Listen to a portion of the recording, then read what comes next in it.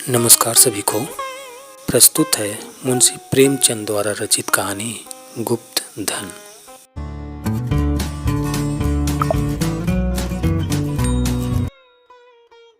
बाबू हरिदास का ईंटों का पजावा शहर से मिला हुआ था। आसपास के देहातों से सैकड़ों स्त्री पुरुष लड़के नित्य आते और पजावे से ईंट सिर पर उठाकर ऊपर कतारों से सजाते। एक आदमी पजावे के पास एक टोकरी में कौड़ियाँ लिए बैठा रहता था। मजदूरों को ईंटों की संख्या के हिसाब से कौड़ियाँ बांटता। ईंटें जितनी ज़्यादा होती उतनी ही ज़्यादा कौड़ियाँ मिलती। इस लोभ में बहुत से मजदूर बूते से बाहर काम करते। वृद्धों और बालकों को ईंटों के बोझ से अकड़े हुए देखना बहुत करुणाजनक दृश्य था। कभी कभी बाबू हरिदास स्वयं आकर कौड़ी वाले के पास बैठ जाते और ईंटें लादने को प्रोत्साहित करते। यह दृश्य तब और भी दारुण हो जाता था जब ईंटों की कोई असाधारण आवश्यकता आ पड़ती और मजदूर लोग अपनी सामर्थ्य से दूनी ईंटें लेकर चलते। एक एक पग उठाना कठिन हो जाता। उसमें मजूरी दूनी कर दी जाती। उन्हें सिर से पैर तक पसीने में डूबे पजावे की राख चढ़ाए ईंटों का एक पहाड़ सिर पर रखे बोझ से दबे देखकर ऐसा जान पड़ता था मानो लोभ का भूत उन्हें जमीन पर पटक कर उनके सिर पर सवार हो गया है। सबसे करुण दशा एक छोटे लड़के की थी जो सदैव अपनी अवस्था के लड़कों से दोगुनी ईंटें उठाता और सारे दिन अविश्रांत परिश्रम और धैर्य के साथ अपने काम में लगा रहता। उसके मुख पर ऐसी दीनता छाई रहती थी। उसका शरीर इतना कृश और दुर्बल था कि उसे देखकर दया आ जाती थी। और लड़के बनिए की दुकान से गुड़ लाकर खाते। कोई सड़क पर जाने वाले इक्कों और हवा गाड़ियों की बहार देखता और कोई व्यक्तिगत संग्राम में अपनी जीवा और बाहू के जौहर दिखाता। लेकिन इस गरीब लड़के को अपने काम से काम था।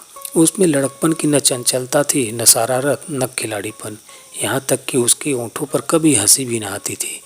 बाबू हरिदास को उसकी दशा पर दया आती। कभी कभी कौड़ी वाले को इशारा करते कि उसे हिसाब से अधिक कौड़ियाँ दे दो। कभी कभी वे उसे कुछ खाने को देते। एक दिन उन्होंने उस लड़के को बुलाकर अपने पास बिठाया और उसके समाचार पूछने लगे। ज्ञात हुआ कि उसका घर पास ही के गांव में है। घर में एक वृद्धा माता के सिवा कोई नहीं है और वह वृद्धा भी किसी पुराने रोग से ग्रस्त रहती है। घर का सारा भार इसी लड़के के सिर था। कोई उसे रोटियां बनाकर देने वाला भी न था। शाम को जाता तो अपने हाथों से रोटियां बनाता और अपनी माँ को खिलाता था। जात का ठाकुर था। किसी समय उसका कुल धन धान्य संपन्न था। लेन देन होता था और शक्कर का कारखाना चलता था। कुछ जमीन भी थी, किंतु भाइयों की स्पर्धा और विद्वेष ने उसे इतनी हीनावस्था को पहुंचा दिया कि अब रोटियों के लाले थे। लड़के का नाम मगन सिंह था। हरिदास ने पूछा, गांव वाले तुम्हारी कुछ मदद नहीं करते? मगन, वाह, उनका बस चले तो मुझे मार डाले। सब समझते हैं कि मेरे घर में रुपए गड़े हैं। हरिदास ने उत्सुकता से पूछा, पुराना घराना है, कुछ न कुछ तो होगा ही। तुम्हारी माँ ने इस विषय में तुमसे कुछ कहा नहीं? बाबूजी, नहीं, एक पैसा भी नहीं। रुपए होते तो अम्मा इतनी तकलीफ क्यों उठाती? बाबू हरिदास मगन सिंह से इतने प्रसन्न हुए कि मजूरों की श्रेणी से उठाकर अपने नौकरों में रख लिया। उसे कौड़ियाँ बांटने का काम दिया और पजावे में मुंशी जी को ताकीद कर दी कि इसे कुछ पढ़ना लिखना सिखाइए। अनाथ के भाग्य जाग उठे। मगन सिंह बड़ा कर्तव्यशील और चतुर लड़का था। उसे कभी देर न होती, कभी नागा ना होता। थोड़े ही दिनों में उसने बाबू साहब का विश्वास प्राप्त कर लिया। लिखने पढ़ने में भी कुशल हो गया। बरसात के दिन थे। पजावे में पानी भरा हुआ था। कारोबार बंद था। मगन सिंह 3 दिनों से गैर हाजिर था। हरिदास को चिंता हुई, क्या बात है, कहीं बीमार तो नहीं हो गया? कोई दुर्घटना तो नहीं हो गई? कई आदमियों से पूछताछ की पर कुछ पता न चला। चौथे दिन पूछते पूछते मगन सिंह के घर पहुँचे। घर क्या था, पुरानी समृद्धि का ध्वंसावशेष मात्र था। उनकी आवाज़ सुनते ही मगन सिंह बाहर निकल आया। हरिदास ने पूछा, कई दिनों से आए क्यों नहीं? माता का क्या हाल है? मगन सिंह ने अवरुद्ध कंठ से उत्तर दिया, अम्मा आजकल बहुत बीमार हैं, कहती अब न बचूंगी। कई बार आपको बुलाने के लिए मुझसे कह चुकी हैं, पर मैं संकोच के मारे आपके पास न जाता था। अब आप सौभाग्य से आ गए हैं तो जरा चल कर देख लीजिए, उनकी लालसा भी पूरी हो जाए। हरिदास भीतर गए। सारा घर भौतिक निस्सारता का परिचायक था। सुर्खी कंकड़, ईंटों के ढेर चारों ओर पड़े हुए थे। विनाश का प्रत्यक्ष स्वरूप था। केवल 2 कोठरियां गुजर करने लायक थी। मगन सिंह ने कोठरी की ओर उन्हें इशारे से बताया। हरिदास भीतर गए तो देखा कि वृद्धा एक सड़े हुए काठ के टुकड़े पर पड़ी करा रही है। उनकी आहट पाते ही आंखें खोली और अनुमान से पहचान गई। बोली, आप आ गए, बड़ी दया की, आपके दर्शनों की बड़ी अभिलाषा थी। मेरे अनाथ बालक के नाथ अब आप ही हैं। जैसे आपने अब तक उसकी रक्षा की है, वह निगाह उस पर सदैव बनाए रखिएगा। मेरी विपत्ति के दिन पूरे हो गए, इस मिट्टी को पार लगा दीजिएगा। एक दिन घर में लक्ष्मी का वास था, अधीन आए तो उन्होंने भी आंखें फेर ली। पुरखों ने इसी दिन के लिए कुछ धाती धरती माता को सौंप दी थी। उसका बीजक बड़े यत्न से रखा था, पर बहुत दिनों से उसका कहीं पता न लगता था। मगन के पिता ने बहुत खोजा पर न पा सके, नहीं तो हमारी दशा इतनी हीन न होती। आज 3 दिन हुए मुझे वह बीजक आप ही आप रद्दी कागजों में मिल गया, तब से उसे छिपा कर रखे हुए हूँ। मगन बाहर है, मेरे सिरहाने जो संदूक रखी है उसी में वह बीजक है। उसमें सब बातें लिखी हैं, उसी से ठिकाने का भी पता चलेगा। अवसर मिले तो उसे खुदवा डालिएगा, मगन को दे दीजिएगा। यही कहने के लिए आपको बार बार बुलाती थी। आपके सिवा मुझे किसी पर विश्वास न था। संसार से धर्म उठ गया है, किसकी नीयत पर भरोसा किया जाए। हरिदास ने बीजक का समाचार किसी से न कहा।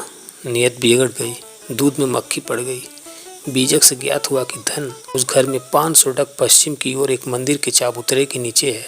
हरिदास धन को भोगना चाहते थे, पर इस तरह की किसी को कानो कान खबर न हो। काम कष्ट साध्य था, नाम पर धब्बा लगने का प्रबल आशंका थी, जो संसार में सबसे बड़ी यंत्रणा है। कितनी घोर नीचता थी। जिस अनाथ की रक्षा की, जिसे बच्चे की भांति पाला, उसके साथ विश्वासघात। कई दिनों तक आत्म वेदना की पीड़ा सहते रहे। अंत में कुतर्कों ने विवेक को परास्त कर दिया। मैंने कभी धर्म का परित्याग नहीं किया और न कभी करूँगा। क्या कोई ऐसा प्राणी भी है जो जीवन में एक बार भी विचलित न हुआ हो? यदि है तो वह मनुष्य नहीं, देवता है। मैं मनुष्य हूँ, मुझे देवताओं की पंक्ति में बैठने का दावा नहीं। मन को समझाना, बच्चे को फुसलाना है। हरिदास सांझ को सैर करने के लिए घर से निकल जाते। जब चारों ओर सन्नाटा छा जाता तो मंदिर के चाबुतरे पर आकर बैठते और एक कुदाली से उसे खोदते। दिन में 2-1 बार इधर उधर ताक झाँक करते कि कोई चाबुतरे के पास खड़ा तो नहीं है। रात की निस्तब्धता में उन्हें अकेले बैठे ईंटों को हटाते हुए उतना ही भय होता था जितना किसी भ्रष्ट वैष्णव को आमिष भोजन से होता है। चबूतरा लंबा चौड़ा था, उसे खोदते 1 महीना लग गया और अभी आधी मंजिल भी तय न हुई। इन दिनों उनकी दशा उस पुरुष सी थी जो कोई मंत्र जगा रहा हो। चित्त पर चंचलता छाई रहती, आंखों की ज्योति तीव्र हो गई, बहुत गुमसुम रहते, मानो ध्यान में हो, किसी से बातचीत न करते। अगर कोई छेड़कर बात करता तो झुंझला पड़ते। पयावे की ओर बहुत कम जाते। विचारशील पुरुष थे। आत्मा बार बार इस कुटिल व्यापार से भागती। निश्चय करते कि अब चाबुतरे की ओर न जाऊंगा, पर संध्या होते ही उन पर एक नशा छा जाता था। बुद्धि विवेक का अपहरण हो जाता। जैसे कुत्ता मार खाकर थोड़ी देर बाद टुकड़े की लालच में जा बैठता है, वही दशा उनकी थी।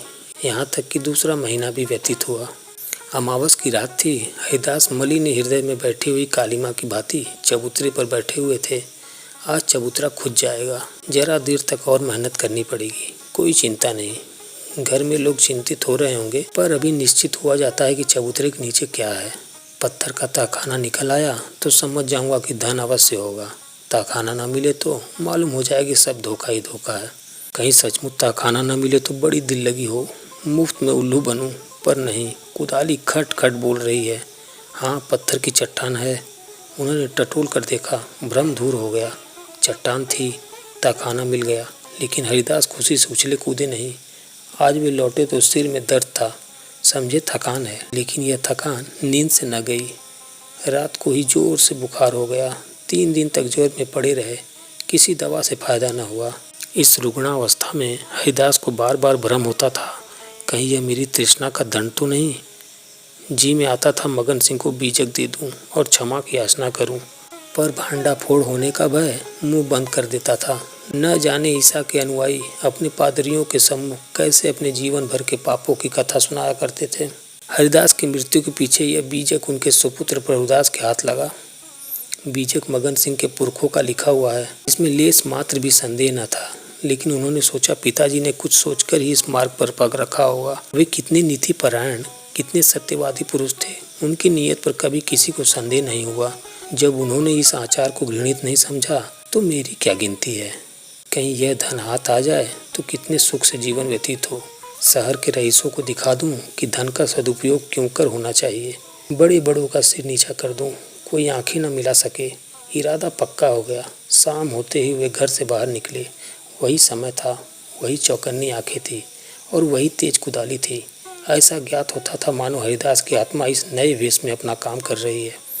चबूतरे का धरातल पहले ही खुद चुका था, अब संगीन तहखाना था। जोड़ों को हटाना कठिन था, पुराने जमाने का पक्का मसाला था। कुल्हाड़ी उचट उचट कर लौट आती थी। कई दिनों में ऊपर की दरारें खुली, लेकिन चट्टानें जरा भी न हिली। तब वो लोहे की छड़ से काम लेने लगा, लेकिन कई दिनों तक जोर लगाने पर भी चट्टानें न खिसकी। सब कुछ अपने ही हाथों करना था, किसी से सहायता न मिल सकती थी। यहाँ तक कि फिर वही अमावस्या की रात आई। प्रभुदास को जोर लगाते 12 बज गए और चट्टानें भाग्य रेखाओं की भांति अटल थी। पर आज इस समस्या को हल करना आवश्यक था। कहीं तहखाने पर किसी की निगाह पड़ जाए तो मेरे मन की लालसा मन में ही रह जाए। वह चट्टान पर बैठकर सोचने लगा, क्या करूं? बुद्धि कुछ काम नहीं करती। सहसा उन्हें एक युक्ति सूझी, क्यों न बारूद से काम लूं। इतने अधीर हो रहे थे कि कल पर इस काम को न छोड़ सके। सीधे बाजार की तरफ चले। 2 मील का रास्ता हवा की तरह तय किया, पर वहां पहुंचे तो दुकानें बंद हो चुकी थी। आतिशबाज हीले करने लगा। बारूद इस समय नहीं मिल सकती, सरकारी हुक्म नहीं है। तुम कौन हो? इस वक्त बारूद लेकर क्या करोगे? न भैया, कोई वारदात हो जाए तो मुफ्त में बंधा बंधा फिरूं। तुम्हें कौन पूछेगा? प्रभुदास की शांति वृत्ति कभी इतनी कठिन परीक्षा में न पड़ी थी। वे अंत तक अनुनय विनय करते रहे, यहाँ तक कि मुद्राओं की सुरीली झनकार ने उसे वशीभूत कर लिया। प्रभुदास यहाँ से चले तो धरती पर पाँव न पड़ते थे।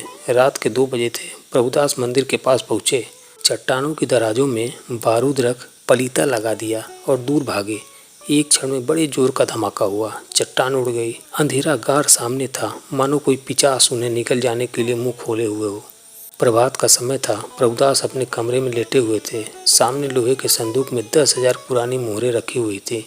उनकी माता सिरहाने बैठी पंखा झेल रही थी। प्रभुदास ज्वर की ज्वाला से जल रहे थे। करवटी बदलते थे, कहराते थे, हाथ पांव पटकते थे, पर आंखें लोहे के संदूक की ओर लगी हुई थी। इसी में उनके जीवन की आशाएं बंद थी। मगन सिंह अब पजावे का मुंशी था। इसी घर में रहता था। आकर बोला, पजावे चलिएगा, गाड़ी तैयार कराऊं? प्रभुदास ने उसके मुख की ओर क्षमा याचना की दृष्टि से देखा और बोले, नहीं, मैं आज न चलूंगा, तबीयत अच्छी नहीं है, तुम भी मत जाओ। मगन सिंह उनकी दशा देखकर डॉक्टर को बुलाने चला। 10 बजते बजते प्रभुदास का मुख पीला पड़ गया, आंखें लाल हो गई। माता ने उसकी ओर देखा तो शोक से बेहल हो गई। बाबू हरिदास की अंतिम दशा उनकी आंखों में फिर गई। जान पड़ता था यह उसी शोक घटना की पुनरावृत्ति है। यह देवताओं की मनौतियां मना रही थी, किंतु प्रभुदास की आंखें उसी लोहे के संदूक की ओर लगी हुई थी जिस पर उन्होंने अपनी आत्मा अर्पण कर दी थी। उनकी स्त्री आकर उनके पैताने बैठ गई और बिलख बिलख कर रोने लगी। प्रभुदास की आंखों से भी आंसू बह रहे थे, पर वे आंखें उसी लोहे के संदूक की ओर निराशापूर्ण भाव से देख रही थी। डॉक्टर ने आकर देखा, दवा दी और चला गया, पर दवा का असर उल्टा हुआ। प्रभुदास के हाथ पांव सर्द हो गए, मुख निस्तेज हो गया, हृदय की गति मंद पड़ गई, पर आंखें संदूक की ओर से न हटी। मोहल्ले के लोग जमा हो गए। पिता और पुत्र के स्वभाव और चरित्र पर टिप्पणियां होने लगी। दोनों शील और विनय के पुतले थे, किसी को भूल कर भी कड़ी बात न कही। प्रभुदास का संपूर्ण शरीर ठंडा हो गया था। प्राण था तो केवल आंखों में। वे अब भी उसी लोहे के संदूक की ओर संतृष्ण भाव से देख रहे थे। घर में कोहराम मचा हुआ था। दोनों महिलाएं पछाड़े खा खा कर गिरती थीं। मोहल्ले की स्त्रियां उन्हें समझाती थीं। अन्य मित्रगण आंखों पर रुमाल जमाए हुए थे। जवानी की मौत संसार का सबसे करुण, सबसे अस्वाभाविक और भयंकर दृश्य है। यह वज्राघात है, विधाता की निर्दय लीला है। प्रभुदास का सारा शरीर प्राणहीन हो गया था, पर आंखें जीवित थी। वे अब भी उसी संदूक की ओर लगी हुई थी। जीवन ने तृष्णा का रूप धारण कर लिया था। सांसें निकलती हैं, पर आस नहीं निकलती। इतने मगन सिंह आकर खड़ा हो गया। प्रभुदास की निगाह उस पर पड़ी। ऐसा जान पड़ा मानो उनके शरीर में फिर रक्त का संचार हुआ। अंगों में स्फूर्ति के चिन्ह दिखाई दिए। इशारे से अपने मुंह के निकट बुलाया, उसके कान में कुछ कहा। एक बार लोहे की संदूक की ओर इशारा किया और आंखें उलट गई, प्राण निकल गए। मित्रों, गुप्त धन की ये कहानी यहीं समाप्त होती है। धन्यवाद।